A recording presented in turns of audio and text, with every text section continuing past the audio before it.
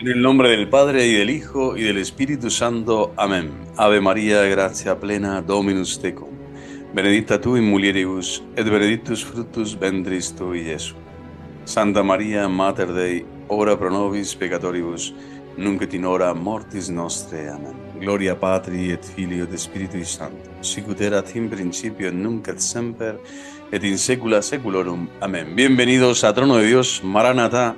Vamos a profundizar hoy en una figura excepcional, una persona que ha incidido en la vida de la Iglesia en esta segunda mitad del siglo XX pasado y todo este inicio del siglo XXI de forma muy especial. Estamos hablando de uno de los iniciadores, el principal iniciador del camino neocatecumenal, que es un movimiento, un camino, como dicen los iniciadores, que se ha extendido por toda la tierra. Están más de 120 países, comunidades cristianas que hacen esta renovación, este camino de renovación de las promesas bautismales, y en un camino largo, incisivo, maravilloso, lleno de promesas, de cumplimientos, de luchas, de pruebas, de la satisfacción de seguir a Jesucristo.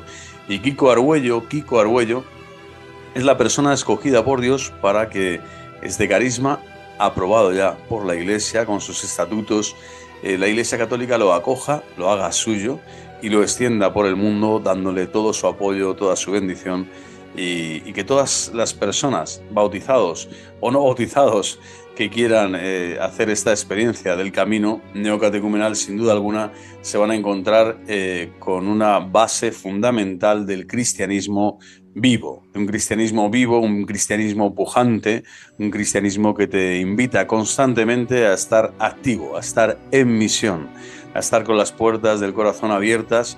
Ahora en tiempo pascual sabemos que Cristo abre estas puertas que estaban cerradas en el corazón de los apóstoles para entrar como el resucitado y darnos esa paz que necesitamos para salir después a la misión.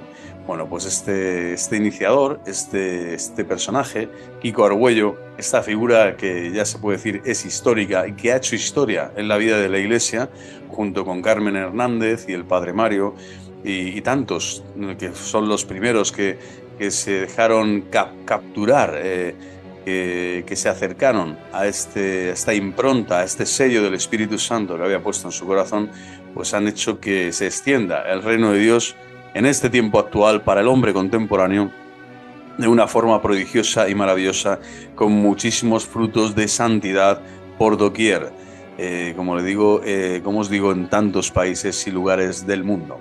Bueno, vamos a profundizar. Kiko Argüello. Este vídeo va exclusivamente centrado en la figura de Kiko Argüello. Para quien quiera conocer su figura, estoy siguiendo un libro precioso de Manuel Bru, un sacerdote de aquí de la diócesis de Madrid, que en su día escribió y que sin duda alguna nos va a ayudar mucho a comprender, ¿no? Testigos del Espíritu, se llama este libro, y de Manuel María Bru, y sin duda alguna nos va a ayudar a comprender la figura histórica de Kiko Argüello.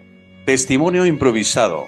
Asís, 1 de noviembre de 1986. Kiko Argüello, Francisco José Gómez de Argüello es su nombre completo, tiene un encuentro con cientos de jóvenes no pertenecientes al camino neocatecumenal.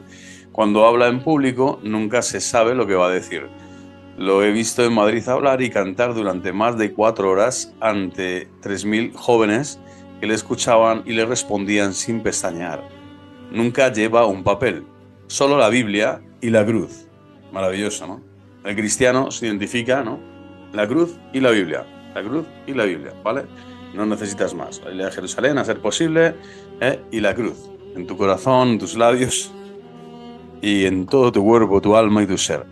Bueno, solo la Biblia y la cruz, como en los comienzos apostólicos, se refiere este autor. De repente empieza a contarle su vida. Nunca lo ha hecho con una audiencia tan amplia, amigo de la tradición oral y el secreto mesiánico. Apenas hay escritos suyos. No suele aceptar entrevistas. Alguien enciende disimuladamente una grabadora. Como siempre, sus palabras son rotundas, espontáneas, directas. Un testimonio personal como el suyo hace temblar hasta las paredes. Soy hijo de una familia normal, burguesa, de Madrid. Mi padre era abogado, una familia acomodada. Soy primogénito de 4 hermanos. Mis padres eran católicos. Después de haber terminado el colegio, al ir a la universidad, entré en crisis con mi familia y conmigo mismo, sobre todo por el ambiente en la Facultad de Bellas Artes de Madrid, que era completamente ateo, marxista. Enseguida me di cuenta de que la formación que yo había recibido, tanto en la familia como en el colegio, no me servía de nada para responder a los problemas que tenía de todo tipo, afectivos, psicológicos, de identidad. Me preguntaba quién soy yo, por qué existe la injusticia en el mundo, quién soy, por qué las guerras, etcétera. Me fui alejando de la iglesia hasta dejarla totalmente. Había entrado en una profunda crisis buscando el sentido de la vida, de mi vida. En Bellas Artes hice teatro, conocí el teatro de Sartre y milité en esta línea un poco atea, poco bastante. Me dediqué a pintar, a hacer exposiciones. La fe como barniz, así titula el autor esta parte del testimonio de la vida de Kiko Argüello. Dice, para en seco, para en seco. Sabe que hasta ahora lo que ha contado son solo precedentes y él lo que quiere es, como siempre, anunciar el querigma del Evangelio. Está haciendo referencia al testimonio que dio ante estos 3000 jóvenes allí en Asís, en la tierra de San Francisco de Asís. Lo que hasta ahora ha contado no es novedoso para los jóvenes que le escuchan. Era lo normal en los años 60, 70, diría yo, y 80 y 90 y hasta hoy. Es algo muy común todo esto que sucede en la adolescencia, en la juventud. Sigue siendo el itinerario normal de un joven nacido en un ambiente tradicional de España, en España o en Italia, Francia, aún salvando las distancias del tiempo. O cambia de tema o continúa y anuncia el querigma a partir de su experiencia. Entonces duda. No quería aburriros con mi vida, no era esto lo que quería hacer hoy. Preferiría hablar de Jesucristo más que de mí, pero quiero daros unas breves pinceladas. Y después se soltó. Las caras de los jóvenes reflejan todo menos aburrimiento. Bien, Dios permitió que yo hiciese una experiencia de ateísmo, o si queréis, una kenosis, un abajamiento, en griego, kenosis, un profundo descenso al infierno de mi existencia. Importante, esta experiencia es fundamental, este infierno, ¿no?, al que todos tenemos de algún modo que visitar para después poder realzarnos y resucitar. Veremos. Este descenso al infierno de mi existencia, una existencia sin Dios. No está Dios. En el infierno es eso, es un lugar sin Dios.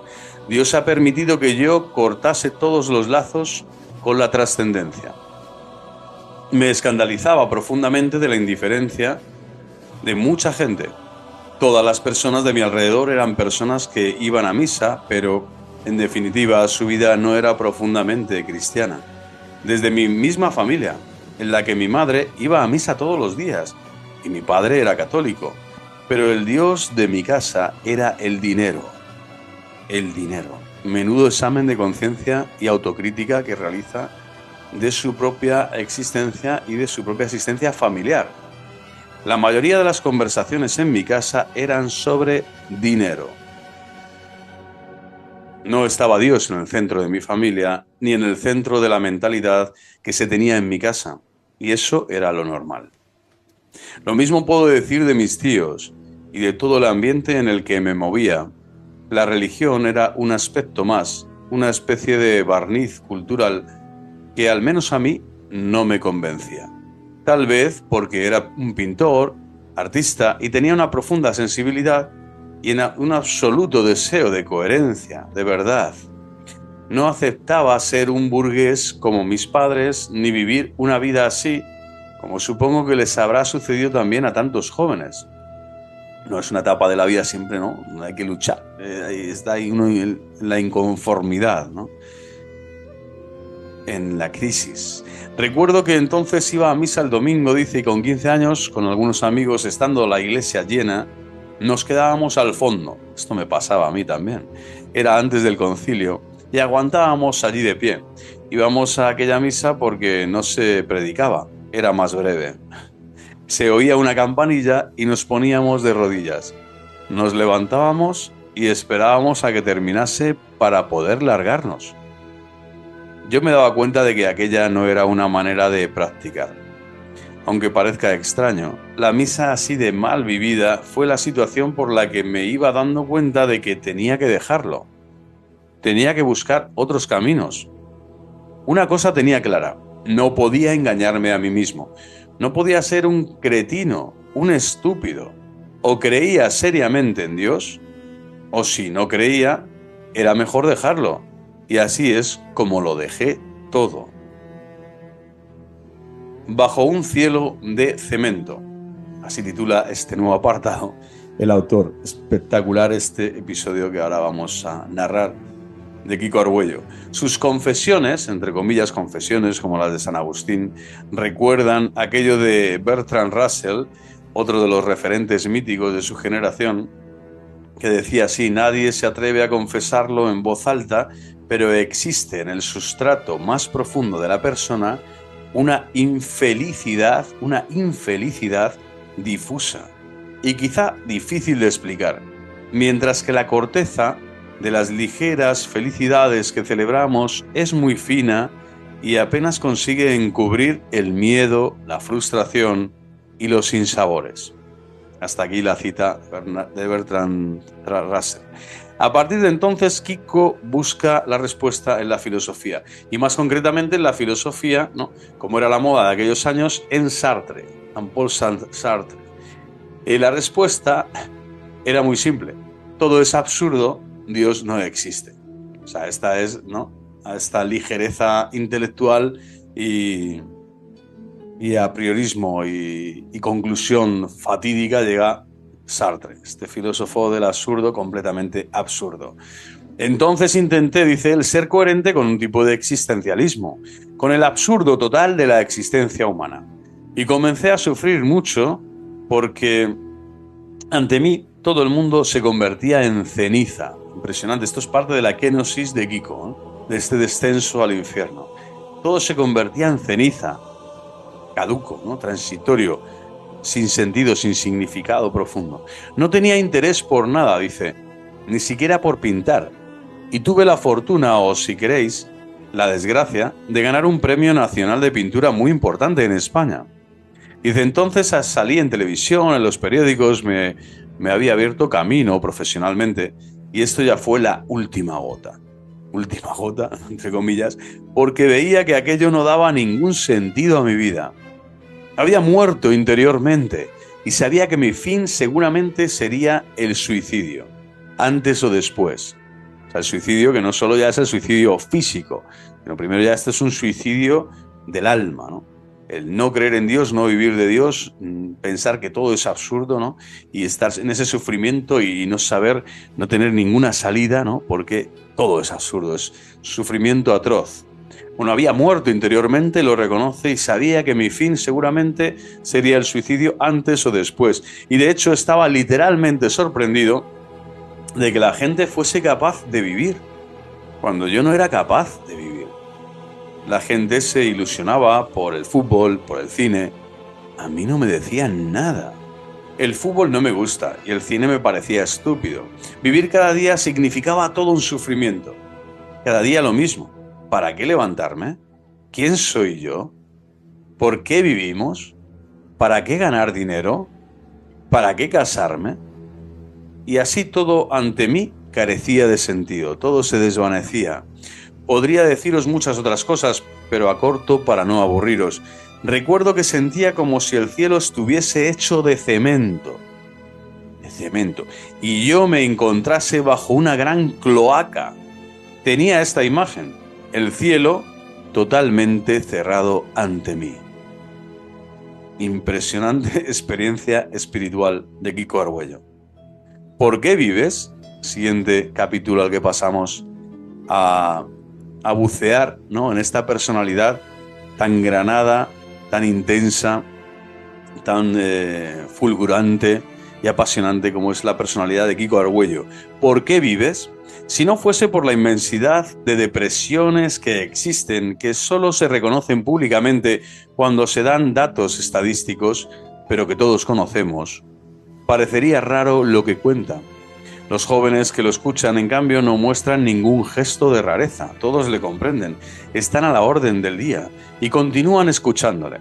Sigue y continúa Kiko Argüello. Preguntaba a la gente a mi alrededor, perdona un momento, ¿tú sabes por qué vives?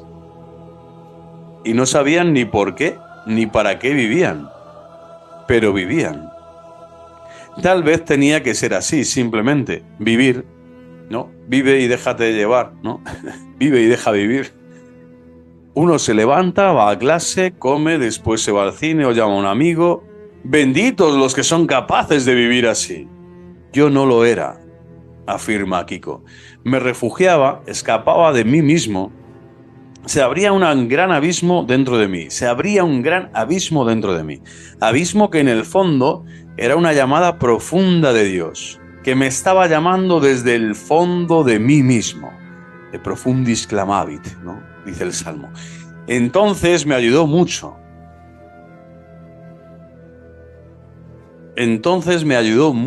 Por eso leer es siempre bueno, un filósofo que se llama Bergson. Bergson es el filósofo de la intuición. Dice que la intuición es un método de conocimiento superior a la razón.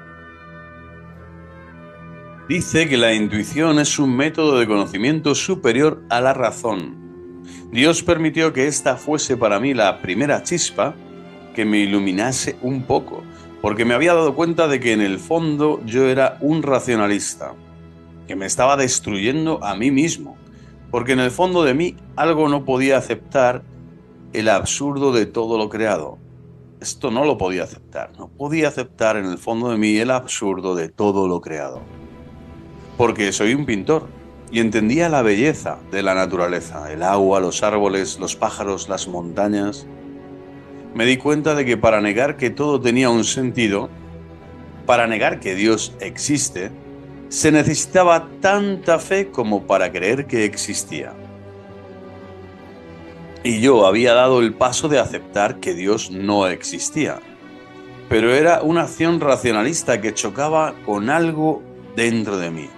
Y entonces me dije, mira que la razón no lo es todo, que en el hombre también está la intuición. Entonces con la intuición llegaba a reconocer que todo tenía un sentido, que existía Dios, que Él sabía por qué existo yo, pero no sabía cómo encontrarlo. Bueno, continúa y prosigue la Biblia por la ventana.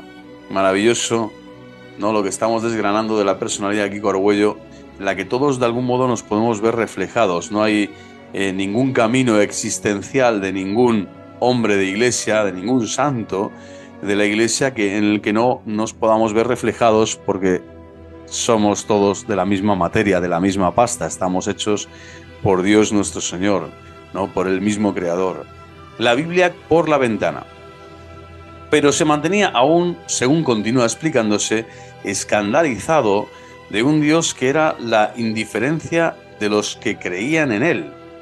De un Dios que era la indiferencia de los que creían en Él. Se revela entonces ante el ateísmo práctico de cierto cristianismo burgués, en el que se confesaba a Dios con los labios, fariseísmo, mientras que se le negaba en la vida, en las relaciones, en el modo de usar el dinero, en el modo de tratar a los demás. Fijaros, ¿no? Toda esta incoherencia para Kiko Argüello era un antitestimonio vital que tocaba lo más profundo de su ser. No podía, ¿no? El Evangelio, la existencia de Dios, es una radical llamada a la coherencia, ¿no? Que te toca absolutamente todo: cuerpo, alma, ser, mente, ¿no? Espíritu, dones, bienes, talentos, bienes naturales, bienes sobrenaturales. Todo tu ser tiene que estar impregnado de la gracia del Espíritu Santo, que comienza todo y se inicia en la fe que Dios nos regala cuando nos abrimos a esta experiencia, ¿no? De su amor. Bueno, pues impresionante. Kiko ya está anunciando que esta confesión de Dios no puede entrañar acomodarse o petrificarse o esconderse en una especie de ateísmo práctico, de cierto cristianismo burgués.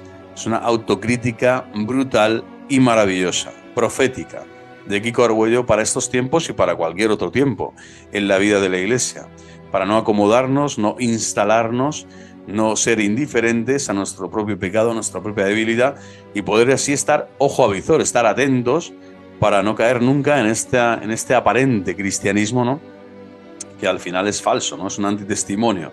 Por lo tanto, hay que darlo todo por Cristo, porque Cristo lo ha dado todo por nosotros cuando nos encontramos con la radicalidad del Evangelio. Y San Juan Pablo II lo daba muy bien hablando del amor, ¿no? El amor exige absolutamente todo, porque este amor tiene una exigencia total, ¿no?, porque ha sido completamente entregado el amor de Dios a los hombres y derramado en nuestros corazones, como nos dice San Pablo en Romanos 5:5. Bueno, seguimos. La mejor justificación de su ateísmo era que los creyentes vivían como si Dios no existiese. Pero en realidad esta preocupación era algo más que una justificación, pues escondía una inquietud, una tensa búsqueda de una verdadera experiencia de Dios, una tensa búsqueda. Quería saciarse de esta experiencia de Dios, quería buscarlo para encontrarlo, porque el hombre está hecho para encontrar a Dios, no solo para buscarlo. Dios ha puesto el deseo de buscarlo, pero porque sabe que le vamos a encontrar. Él se hace el encontradizo, es Él quien busca al hombre, no en primera persona, ¿no?, Santa Trinidad de Dios, y además haciéndolo de forma como protagonista y autor y consumador de nuestra fe. Pero nosotros ya nos hemos puesto en camino para buscarle, y ahí es cuando el Señor va a salir a nuestro encuentro. Y así describe uno de esos momentos en el que cayó la gota que colmó el vaso de esta situación de tensión. Explica: luego leía el Evangelio que dice: no oponer resistencia al malvado. Si alguno te abofetea en la mejilla derecha, si alguno te roba... Recuerdo que una vez mi padre se enfadó y le dije: mira lo que dice aquí, tú eres católico, ¿no? Y él me dijo que eso eran cosas de los santos, de San Francisco y no sé de quién. Entonces le contesté: este libro, la Biblia, lo puedes tirar por la ventana, porque he entendido que no tiene ninguna relación con la realidad, con tu vida. ¿Me niegas que esto se pueda vivir? ¿Que las cosas son como son? ¿Que la vida es otra cosa? Estudiar, ganar dinero, vencer. Entonces, ¿la Biblia, la fe, para qué os sirve? ¿El martirio? Lágrimas a ríos. Pasamos a otro episodio precioso. Lágrimas a ríos. Después de aquel momento, de aquella situación que expresaba a la vez su rebeldía hacia afuera y hacia adentro, se quedó a solas, ¿no? Kiko Argüello se quedó a solas, y maravilloso. Entré entonces en mi cuarto, como nos recuerda el Evangelio lucano, ¿no?, de orar al Padre en lo escondido, en tu cuarto. Entra en tu cuarto y allí ora a tu Padre, que todo lo ve, ¿no?, que escucha el corazón. Y me puse a gritar a este Dios que no lo conocía. Le gritaba: ayúdame, no sé quién eres, ayúdame. Y en aquel momento el Señor tuvo piedad de mí, pues tuve una experiencia profunda de encuentro con el Señor que me sobrecogió. Me sobrecogió. Recuerdo que lloraba amargamente. Me caían las lágrimas, lágrimas a ríos. Sorprendido me preguntaba: ¿por qué lloro? Me sentía como agraciado, como uno a quien, delante de la muerte, cuando le van a disparar, le dijesen: quedas libre, gratuitamente quedas libre. Y entonces aún no se lo cree, y llora por la sorpresa de que le han liberado. Esto fue para mí pasar de la muerte a ver que Cristo estaba dentro de mí, y que alguien dentro de mí me había dicho que Dios existe. Precioso testimonio de Kiko. Él entonces reflexiona en voz alta sobre lo que entonces le sucedió. Recuerda aquello que dice San Pablo de la fe: el testimonio de Dios que da el Espíritu de Cristo a tu mismo espíritu. El testimonio de Dios que da el Espíritu de Cristo a tu mismo espíritu. Ahí está, ¿no?, un proceso psicológico, afectivo, espiritual, de conciencia, ¿no?, de saber tomar pulso a tu propia existencia, a tu propia vida, en donde nadie te tiene que decir nada. Dios te está hablando a ti, en lo más profundo del corazón. Dios te está anunciando la buena noticia, Dios te está restaurando, te está sanando, te está reparando, te está redimiendo, te está liberando. Toda esta experiencia de liberación hermosa, preciosa, es conversión. Es la conversión en lo profundo del corazón. Y Kiko Argüello lo transmite según las palabras de San Pablo, ¿no? Es Cristo mismo, el Espíritu de Cristo me está dando testimonio dentro de mí, dentro de mi espíritu. A tu mismo espíritu le da testimonio de que Dios existe, de que Dios es grande y de que Dios está obrando prodigios en mi interior. ¿Qué era lo que había pasado? Su explicación es tan sencilla como indiscutible. Fue un toque, un testimonio profundo que me decía no solo que Dios existe, sino que Cristo es Dios. Esta es la gran sorpresa del amor de Cristo para él. Porque por sus derroteros podía haberse quedado sin Dios, o haberse quedado con un Dios indefinido. No estilo gnosticismo, escepticismo ahí, en ese espacio, ¿no? Definido que porta siempre una tristeza, ¿no?, profunda en el corazón porque no encuentra el sentido, o lo que fuese. Pero lo que le cautivó para siempre fue encontrarse con Cristo vivo dentro de él. El Cristo de la Iglesia, que él siempre había criticado, que predicaban aquellos curas que él siempre había considerado como gente inculta, de otra galaxia, que llevaban un parche en los ojos y no se enteraban del mundo en el que vivían. Y eso que el siguiente encuentro con ellos no fue de lo más afortunado. Todo un diálogo de sordos, o de sordo, entre comillas. Dice, de hecho me presenté a un sacerdote y le dije que quería hacerme cristiano. Y él me dijo, ¿cómo? ¿Es que no estás bautizado? Sí, estoy bautizado. Le contesté, entonces, ¿qué quieres? ¿Hiciste la primera comunión? Sí, pero mira que yo... Ah, ¿que quieres confesarte? No me entendía, pero yo sabía que lo que quería era hacerme cristiano, y para eso, ir a confesarme un día y ya está.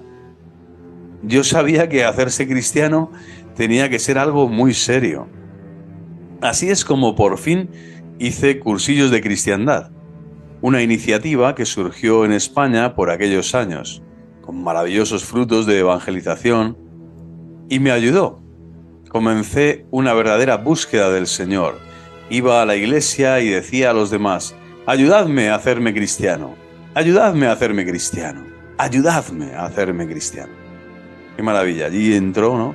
Kiko Argüello comenzó su periplo en la vida de la iglesia ya con un corazón nuevo, pero que necesitaba toda esa formación y toda esa efusión del Espíritu Santo, aún para ir después desplegando los dones y los talentos que Dios tenía previstos para él en su plan, en su designio salvífico, en su plan concreto y personalizado de salvación para él y para muchos, porque el carisma ya estaba naciendo, había nacido ya aquí, en esta historia concreta de Kiko Argüello, en ese Madrid, en ese ateísmo, en esa universidad, ¿no?, en esa confrontación con la sociedad y la cultura de este momento, y en ese abismo que habíamos experimentado, ese infierno de vivir tanto tiempo sin Dios, de espaldas a Dios, en ese existencialismo ateo, y después por fin encontrar esas centellas, esas luces, esas primeras chispas del amor divino a través de la filosofía, después a través de una experiencia de profundo encuentro de oración con Cristo vivo, con Cristo resucitado. Por fin ya entra de nuevo en las puertas, ¿no? Quiere entrar en la iglesia, pero quiere que le ayuden a hacerse cristiano porque él no sabe cómo hacerlo, ¿no? Y Cursillos de Cristiandad le da la bienvenida y de aquí parte este carisma precioso, ¿no? Del arte sacro a los pobres. Según José Luis Díez Moreno, llegó entonces a participar en la Escuela de Profesores de Cursillos de Cristiandad de Madrid. Inquieto, entusiasta, con su enorme personalidad, terminó sus estudios en Bellas Artes y con otros alumnos en torno al padre José Manuel de Aguilar, un dominico de gran cultura, pionero en el arte sacro. Se empezó a crear un grupo de artistas al servicio de la renovación litúrgica del Concilio Vaticano II. La iniciativa no llegó a cuajar y Kiko además empezaba a ver otros derroteros en su vocación. Así se lo explicaba a los jóvenes. Después mi pintura cambió. Comencé a pintar arte religioso. Algunos conocéis mis iconos. Al poco tiempo fundamos un grupo de artistas, un movimiento de renovación del arte sacro para hacer las iglesias más hermosas. Arquitectos, escultores, pintores, nos pusimos a reconstruir la iglesia, un poco como empezó San Francisco de Asís en su tiempo, con los hermanos franciscanos. Pero en un cierto momento me di cuenta de que no servía nada o de nada reconstruir la iglesia exteriormente. Quedando tanta gente como yo, me había encontrado en una terrible situación, ¿no? Lo que le importaba, el Espíritu Santo sopla siempre para que sea el hombre, el sujeto, ¿no? Y el objeto de la predicación. Es lo más importante, es la persona humana, no los esbotos, no los templos de piedra, vamos a decir. Entonces este templo es el que sí que hay que embellecer, reedificar, restaurar todo lo posible, que es el alma, ¿no? Cincelada por Dios, que busca a Dios y que no lo encuentra, que está viviendo en ese ateísmo, que está perdida, que está extraviada, para que vuelva, ¿no? Y Kiko así lo dice, ¿no? Es una terrible situación vivir esto, ¿no? En la vida, vivir sin Cristo, vivir sin la fe, vivir sin el amor de Dios. No sabiendo entonces dónde más encontrar al Señor, se dio cuenta de que existe un lugar, una situación en la que siempre está el Señor. Según le oyó decir a Juan 23, ahora ya San Juan 23, el pasado, ¿no? Papa siglo XX, a mediados del siglo XX, que convocó el Concilio Vaticano II, en los pobres, en los enfermos, allí, en los pobres, en los enfermos, en este lugar y en esa situación, allí siempre está el Señor. Allí siempre está el Señor. Y esto se le quedó fijado, ¿no? A fuego, se quedó sellado, tatuado a fuego en el corazón a Kiko Argüello. El Señor me permitió encontrar a una persona que sufría. Entonces lo dejé todo y a todos. También mi prometedora carrera de pintor. Me fui a vivir a las chabolas. En Charles de Foucault encontré la fórmula para vivir. Una imagen de San Francisco, una Biblia, que sigo llevando conmigo, porque la leo todos los días, y una guitarra. Entre las chabolas hechas con cartones, muy parecidas a las de Brasil, las favelas famosas, encontré una barraca que servía para los perros vagabundos y me metí allí. Donde los perros vagabundos comenzó probablemente el carisma que más frutos de santidad está generando en la vida de la Iglesia hoy por hoy. Impresionante cómo el Señor actúa. Era algo gracioso estar allí con los perros que de repente se encontraron con un nuevo huésped en su perrera, que era yo. ¿Pero qué hacía allí y en esas condiciones? Kiko no había ido a Palomeras Altas, en los suburbios de Madrid, por la zona de Vallecas, a enseñar a la gente a leer ni a predicarles el Evangelio. Había ido a encontrar a Jesucristo. Quería iniciar verdaderamente una nueva etapa en su vida y Dios no lo abandonó. Tenía un claro proyecto sobre él. Dios me quería en las chabolas para empezar un camino de conversión para muchísima gente. Poco a poco, la providencia le fue poniendo en el disparadero. Dice, allí, en las chabolas ocurrió un milagro. Mis vecinos, la mayoría gitanos, de la etnia gitana, me preguntaban quién era yo. Un payo, ¿no? Tenía barba, hablaba de forma distinta a la de ellos, pero hacía la misma vida. Pedía limosna, trabajaba ocasionalmente como obrero. Entonces ellos me preguntaban, pero yo no quería hablarles. De Foucault había aprendido la imagen de la vida oculta de Cristo. Estar silenciosamente a los pies del Cristo deshecho de la humanidad, destruido. Ser el último es estar ahí, a sus pies. Pero el Señor empezó a llevarme en primer lugar a dos chicos perseguidos por la policía por vender droga, y después a un indigente borracho. Al poco tiempo éramos un grupo de 17 personas que en mi chabola de 3 metros cuadrados, ¿no? Éramos lleno total. Allí me encontré con la sorpresa de que tenía que hablarles, darles una razón de mi fe. A delincuentes, ¿no? A prófugos, a personas como tú y yo, traidores tantas veces, ¿no? A Jesucristo. Siempre seremos los últimos, ¿no? Los últimos son todos los cristianos, todos los bautizados. Y los últimos, dice el Señor, serán los primeros. Es decir, ahí es donde tienes que estar siempre. El último lugar, pedírselo al Señor. Esta gracia de la humildad para estar el último. Tomaba la guitarra, cantábamos, abría la escritura y decía: Señor, ayúdame. Yo no sé predicar, no sé hablar. Del profeta Ezequiel. He visto que el Señor me daba un significado a la palabra para poder amarles a ellos. Por amor a estos pobres que traían las manos llenas de pecados. Uno había estado 7 veces en la cárcel. Otra era una vieja y fea prostituta. Había ladrones, vagabundos que recogían cartones por la calle y los vendían, gitanos que andaban vagabundos. Tuve muchos problemas y conflictos. Intentaron matarme 2 veces. Una historia que es mejor no contar. Es verdad que intentaron matarle. No los pobres, sino los ricos. A Kiko, sobre todo en aquellos años, no le podían ni ver los extremistas de derechas. Era para ellos un signo demasiado contradictorio. Eran los guerrilleros de Cristo Rey, que no aceptaban que nadie mostrase con tanta radicalidad y rotundidad quiénes eran los predilectos de este rey y dónde estaba su reino. Tampoco a la policía del momento, la policía, los cuerpos de seguridad del Estado, le hacía mucha gracia la aventura del joven Argüello. Pero tuvo un ángel custodio, ni más ni menos que el arzobispo de Madrid, Monseñor Casimiro Morcillo, que llegó incluso a ir en sus 600 a impedir que la policía le destruyese la chabola. Lo recibía siempre en palacio. Dicen que cuando aquel joven con largas barbas y Biblia bajo el brazo salía de su despacho, don Casimiro decía: yo creo en este hombre. Fue también su embajador en Roma, pero esa es ya también otra historia. Volvamos a Palomeras Altas, en Vallecas, un barrio de la periferia de Madrid. Matarse a bastonazos. Nuevo capítulo. Kiko trataba de encontrar un lenguaje sencillo con el que dar la síntesis del Evangelio. Los gitanos tienen una mentalidad muy práctica y muy difícil.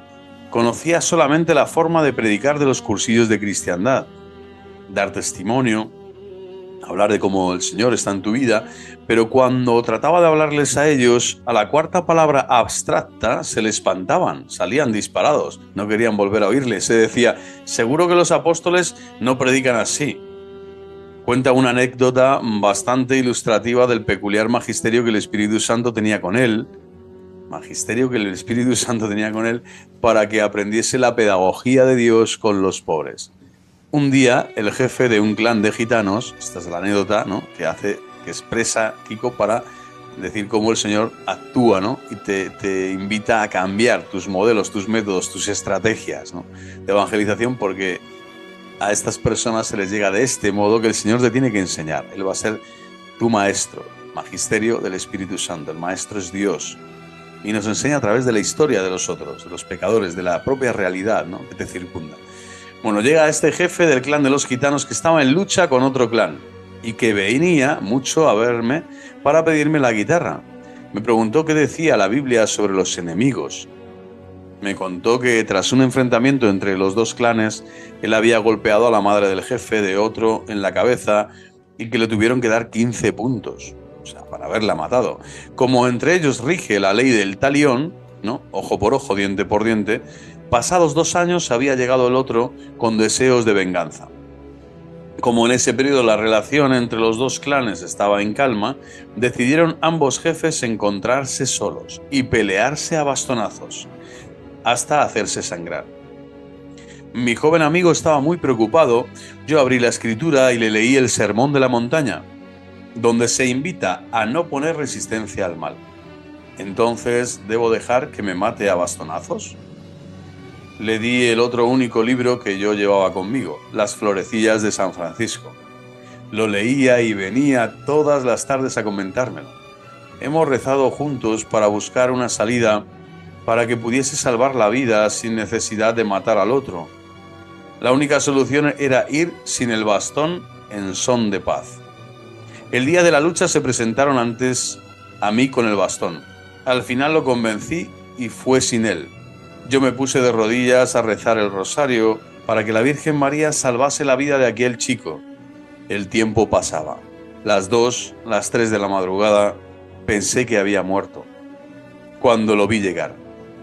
Al verlo sin el bastón, su adversario decidió resolver la disputa económicamente. Mi amigo debió pagarle un tanto.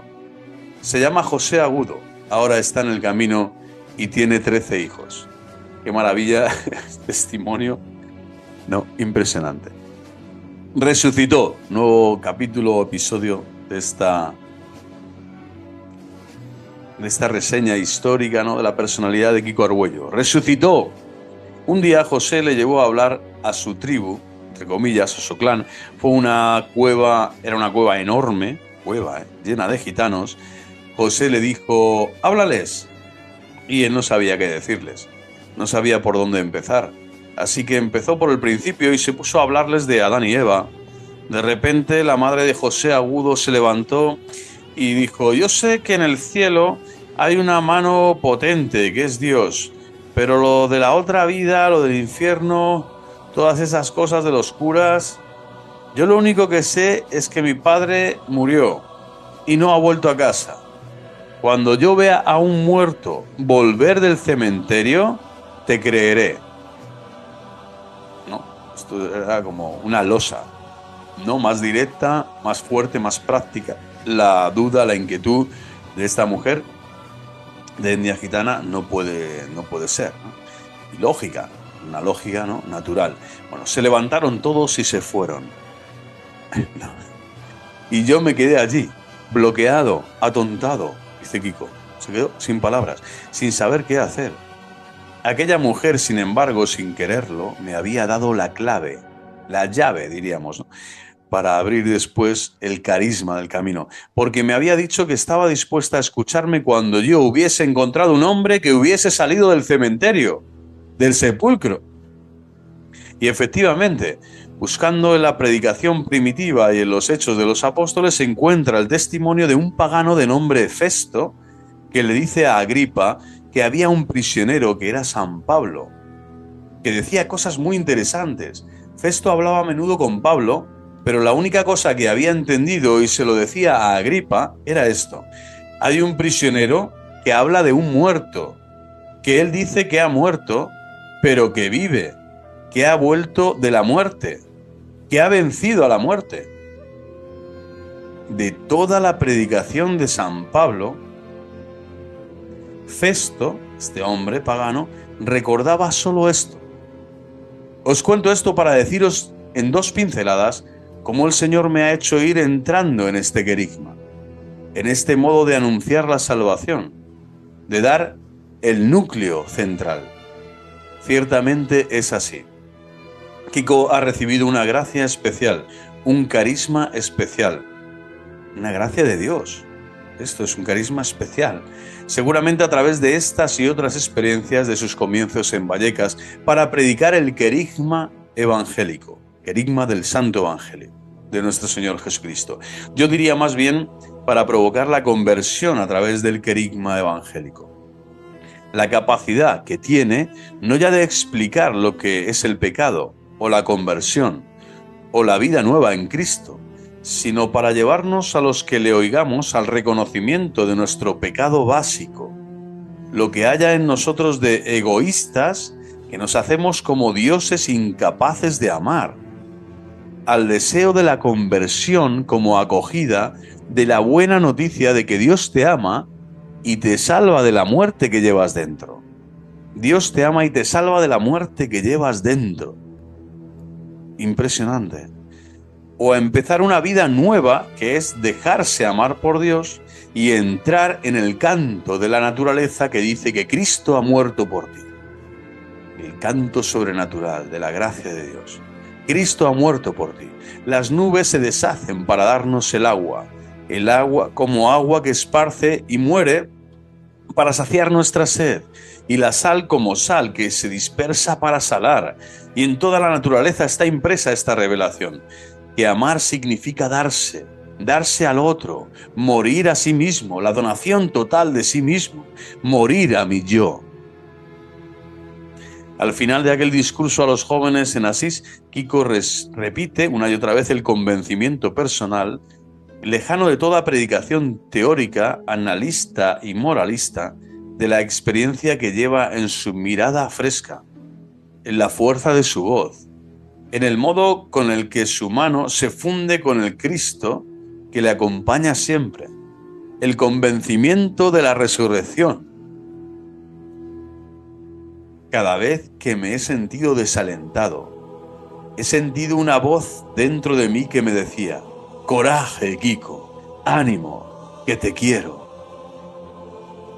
¿De verdad me quieres?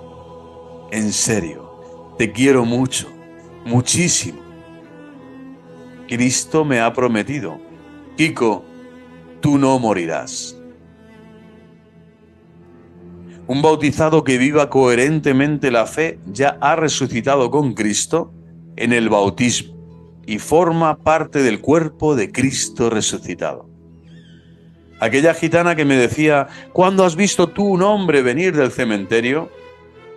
Yo ahora le puedo contestar: yo he visto a este hombre que ha salido de la tumba y ha venido a decirme: la paz esté con vosotros. Yo he vencido al mundo. Ego vici mundo. Por eso, os invito a terminar con un canto. Cantemos un canto de la victoria de Cristo sobre la muerte. Cantemos juntos ese canto que hice en las chabolas, que se llama Resucitó. Bueno, impresionante, impresionante. Resucitó, resucitó, resucitó. Y así ha estado ya en el camino décadas y décadas hasta hoy, año 2025, cuando realizo este vídeo, sin parar de dar frutos de resurrección y de vida en la vida de la Iglesia, porque el camino neocatecumenal es un carisma de la Santa Madre Iglesia de Dios, la única Iglesia católica, verdadera Iglesia católica, una Santa Católica Apostólica y Romana. Bueno, es un hermoso canto, ya hoy conocido y coreado en todas las iglesias del mundo, expresa objetivamente la fe de toda la Iglesia, pero con el sello inconfundible de este trovador del Evangelio, este trovador que es Kiko Argüello, este místico de la guitarra, este hombre carismático, de este San Pablo de nuestro tiempo que es Kiko Argüello. Así lo define muy bien María Bru, maravilloso. Maravilloso, Manuel María Bru, San Pablo de nuestro tiempo. Nada más y nada menos. Nada más y nada menos. Amado por Cristo. Siguiente capítulo. Así como nadie duda de que los ejercicios espirituales de San Ignacio esconden una didáctica sobrenatural, una sabiduría especial que no puede ser fruto del ingenio humano, estoy seguro de que lo mismo se diría del camino neocatecumenal, iniciado en Vallecas por Kiko Argüello.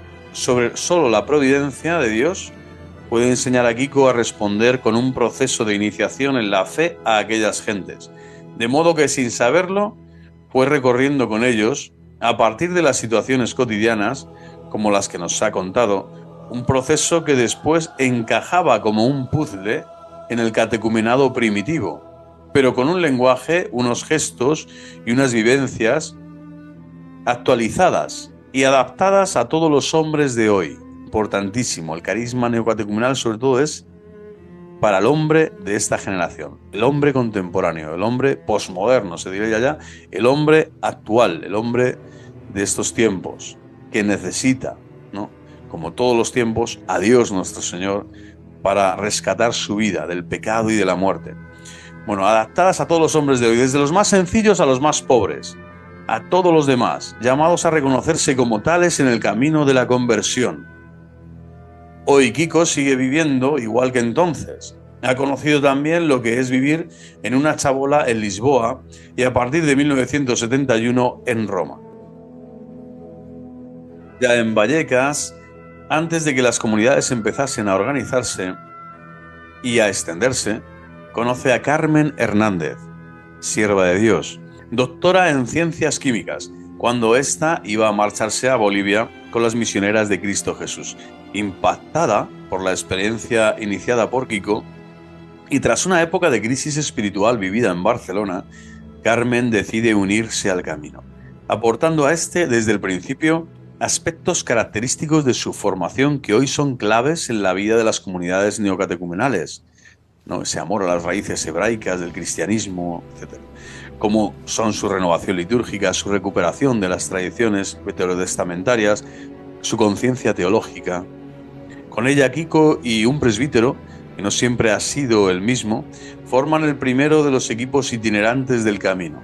Padre Mario es el más conocido, cuya particular tarea es la animación de toda la red de comunidades que se han ido formando por todo el mundo. Toda esta red de comunidades que el Espíritu Santo ha ido formando por todo el mundo. Kiko nos ha contado muchas cosas de su vida. Ahora, ¿qué dice él de sí mismo? Giorgio Cebini recoge lo que él llama una singular presentación de sí mismo. Así abrió un encuentro de las comunidades, venidas ya entonces a Roma de todos los continentes hace 20 años. Dice, tal vez os habíais hecho una imagen de quién fuese Kiko y en cambio habéis encontrado un pobre hombre. Tal vez os habéis desilusionado. Perdonad, no he sido yo quien os he convocado aquí, sino la palabra de Dios. Y lo que Dios ha operado en vuestra comunidad. ¿Y quién soy?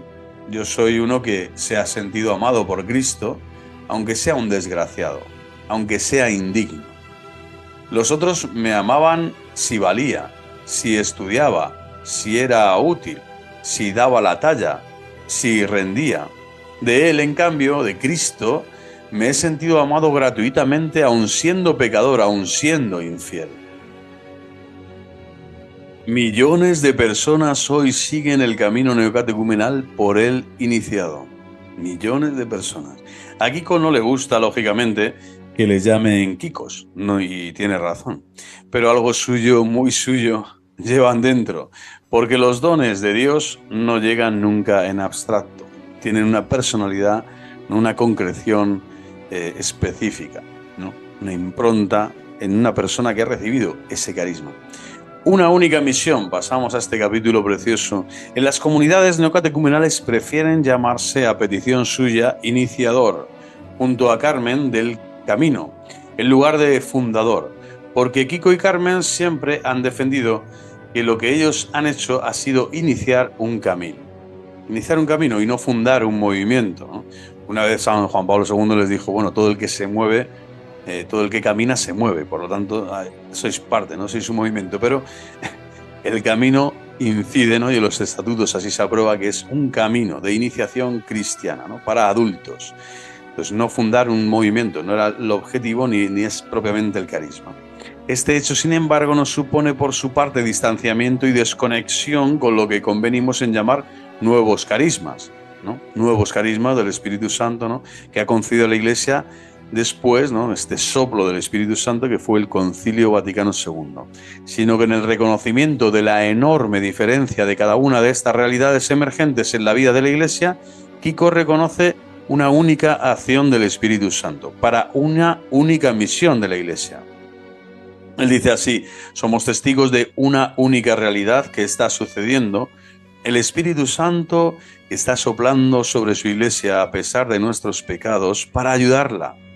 Nuestra experiencia por el mundo es que siempre hemos hallado ayuda en los otros grupos y movimientos de comunión y liberación en las universidades, de los sacerdotes del Opus Dei en las parroquias, de los focolares, de los carismáticos, etc. Es importante y fuente de enriquecimiento saber ayudar. En la diversidad tenemos una única misión hacia el mundo. San Pablo dice en la carta a los Efesios que Dios constituyó a unos como apóstoles, a otros como profetas, a otros como evangelizadores y maestros, con el fin de construir el cuerpo de Cristo hasta que todos alcancemos el estado del hombre perfecto, la plena madurez en Cristo. Su relación personal con la mayoría de los fundadores y responsables de los movimientos es exquisita. Sí. Frecuentemente se encuentra, por ejemplo, con Chiara Lubich para compartir las diferentes experiencias que ambos van teniendo a la hora de encauzar el modo de presencia de los miles de comunidades, de los miles de grupos y de ambos grupos en la vida de la Iglesia. Por otro lado, la visión de Kiko sobre el lugar que deben ocupar los movimientos y todas las demás realidades carismáticas en la Iglesia es claro. Dice, cuando la institución no acepta los carismas, se calcifica y el pueblo gime. Y cuando el carisma no acepta la institución, se convierte en una secta o se separa. Importantísimo, ¿no? Este axioma, ¿no? Que es de la espiritualidad católica. No es que Kiko esté descubriendo nada más que aquello que la espiritualidad católica siempre ha dicho, ¿no? La institución y el carisma van unidos siempre de la mano. Son es mismo corazón, ¿no? Latiendo a la par, ¿no? Latiendo conjuntamente, ¿no? Corazón que tiene dos partes, no sabemos, ¿no? Carisma e institución. En el enorme esfuerzo de reevangelización calle a calle de la ciudad de Roma, bajo el impulso de su obispo, el Papa, las comunidades llevan la iniciativa, ayudados y respaldados por los demás movimientos. En Madrid, en la misión popular de la universidad promovida en diciembre de 1997, la Delegación de Pastoral Universitaria propuso a Kiko que fuese él quien animase personalmente a los cientos de jóvenes de las comunidades a abrir brecha en esta misión. Kiko vino a lanzar esta misión popular, pero contando con todos los demás grupos y movimientos. Se trata de poder presentar juntos ante el mundo universitario con la belleza de cada carisma, que es como la de cada flor de un hermoso y enorme jardín. Se trata de poder presentar juntos ante el mundo universitario con la belleza de cada carisma a Jesucristo vivo, a Jesucristo resucitado.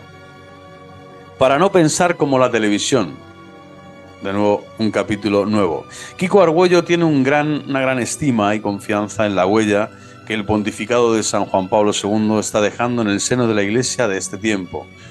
Dios le ha dado un amor y unas fuerzas enormes y está ilusionadísimo. Pero, ¿qué piensa Kiko Argüello de los desafíos de la Iglesia de hoy y de mañana? A la entrada del tercer milenio cristiano, Kiko Argüello y las comunidades neocatecumenales por él iniciadas ofrecen a la Iglesia la recuperación de una educación en la fe como la que hubo al principio de su historia, y que durante 16 siglos la pastoral más o menos de cristiandad en Occidente no se ha visto en la necesidad de volver a la Iglesia.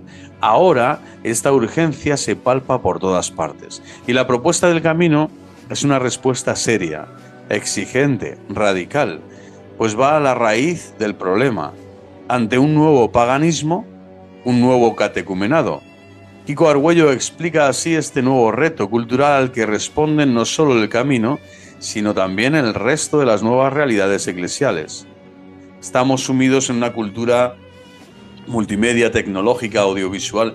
Según las estadísticas, cada italiano pasa una media de 3 horas y 40 minutos al día frente al televisor. En algunos países de América se llega a las 9 horas.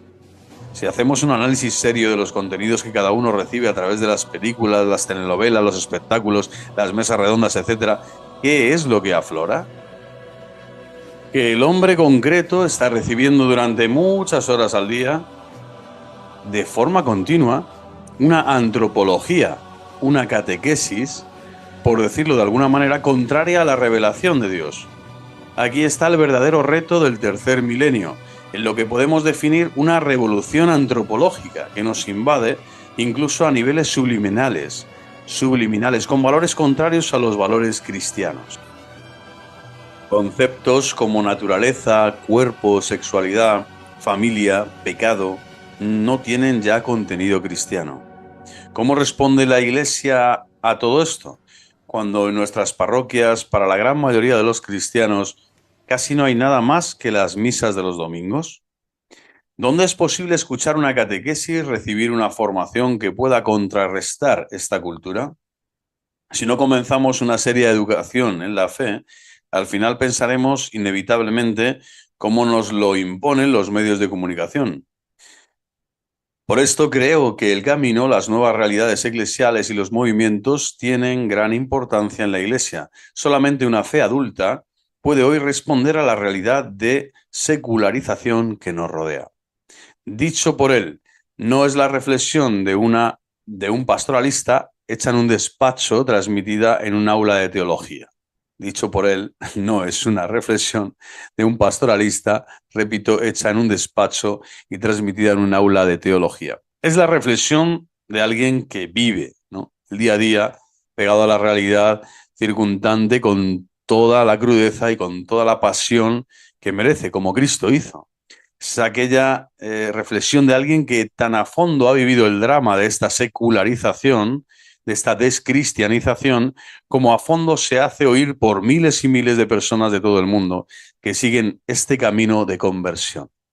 Bueno, pues hasta aquí esta reseña histórica breve, pero tan suculenta, tan enriquecedora de este libro Testigos del Espíritu de Manuel María Bru, los nuevos líderes católicos, movimientos y comunidades.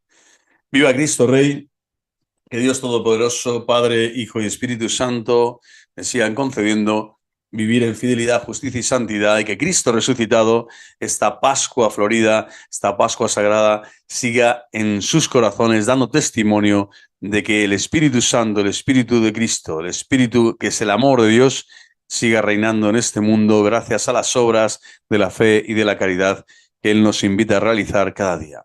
Viva Cristo Rey y hasta la próxima.